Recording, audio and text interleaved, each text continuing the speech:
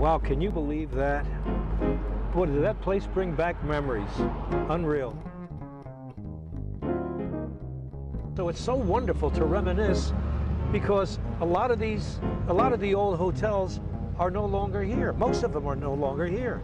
So it was so nice to see something that brings back memories of what it was like in the 60s and the 70s, and what a joyous, great time that was. You know, there's no fun here anymore. And if you look around, children, not that there's anything wrong with kids. I love kids. I got 6 of my own. 6, did you hear that? But this town was not meant for children. This town was meant for gamblers and for entertainers and for high rollers and for hookers and for people to come here and have fun. How do you find kids in the casino? Or just kids just running around with theme parks? Theme parks in Las Vegas? That's unheard of. Let's bring back the old days. You know, also in those days, people were treated like royalty.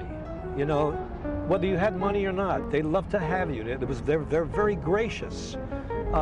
People dressed up with suits. Women wore great gowns and dresses.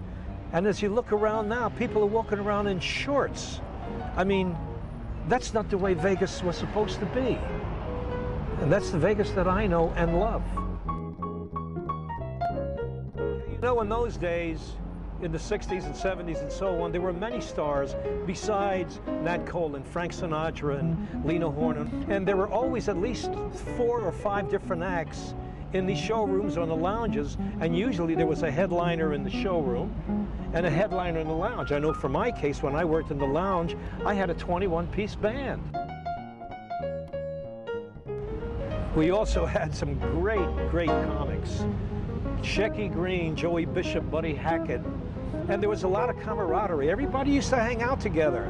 We would all go see each other's shows, get up on stage, and not get paid for it. We did it just for the love of doing it. Boy, do I miss those days. I miss those days. This is the Sahara Hotel, which didn't look like this, of course.